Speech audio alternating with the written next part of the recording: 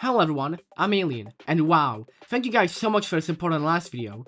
1000 views. This video will probably not get any views because I'm covering something completely different than what I normally do. Because in this episode, I'm gonna be talking about EyeToy Play. EyeToy Play was released on the 4th of July, 2003, developed by London Studio and released by Sony Computer Entertainment. This game was made for the EyeToy, a camera for the PS2, which was surprisingly cheap. So without further ado, let's begin. When you boot up this game for the first time, it shows you a silly little video about how to use the EyeToy.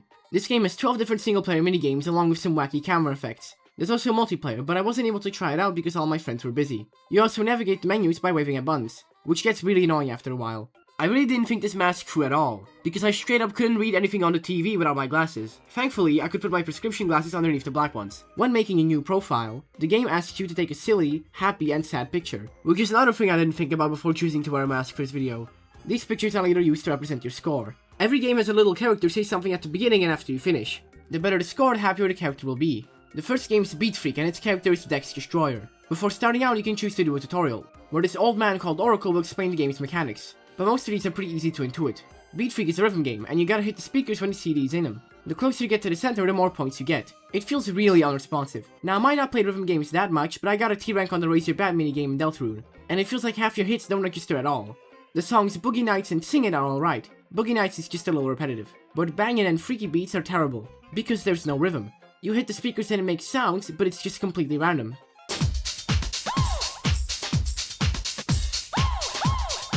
Off to a pretty bad start. Let's hope the other games are better. Kung Fu's character is Yumi, and the game is kinda like whack-a-mole. You gotta hit all the enemies. The green and black guys just run at you, and this dumpling looking thing throws a projectile at you that you can deflect. This guy, Wonton, can also sometimes appear, and if you hit him you get a power-up. After a while you get a bonus round, where you gotta hit boards, but you have to hit the middle. This game's just alright.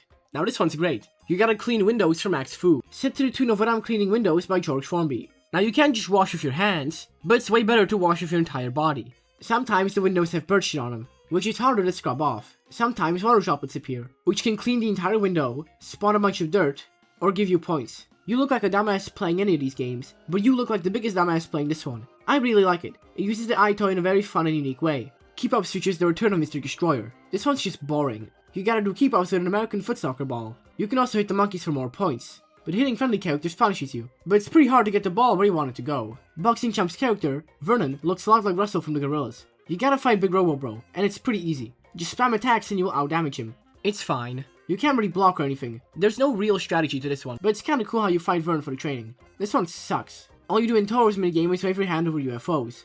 Don't do it too much or they explode, but do it too little and it also explodes. Sometimes Wonton appears and tries zapping you. You can just shake your hand over him to blow him up. Standing in one spot and waving your hand over something but not too much is not fun. This game has a good aesthetic though. In Slapstream, the character is the suggestive bunny lady QT. In this game you gotta hit the bad guys and not hit QT or Yummy. This game's really simple but really fun. Every time you get the high score for a minigame, you have to pose for a picture, which is pretty cool.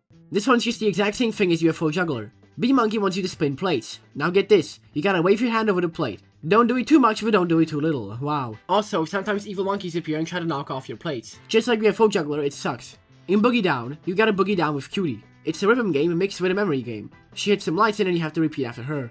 This one's fine, but it feels a little unresponsive and I suck at it. I had trouble with the timing and memorizing. But like I said, I don't play rhythm games that much. And my memory sucks too, so you might have more fun with this one. There are 3 different songs: Boogie Pants, Do That Dance, and Funky Strut. And they're all fine, but they're very simple. Max Fu's back, and this time you gotta bust some ghosts. And it's just waving at things again. There are different ghost types, some are really hard to see, some are quick, etc. But it's just not fun. Now it's mirror time with Q. Oh wow, you hit the green orbs and don't hit the red ones. How?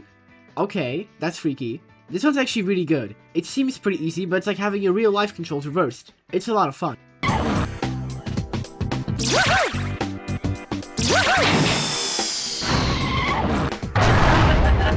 Rocket Rumble's the last game on the list, and it seems like a fun idea. QE's back and you gotta hit fireworks of the same color and then activate them.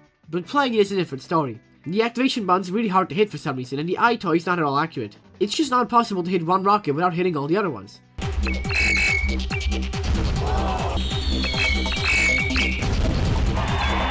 There are also different types of fireworks. Most important ones are the white ones. They allow you to connect different colors. It's a shame this one doesn't work too well, as it seems like it could be a lot of fun.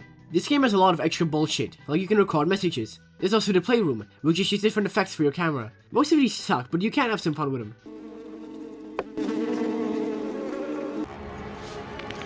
7 minutes. 7 minutes is all I can spare to play with you.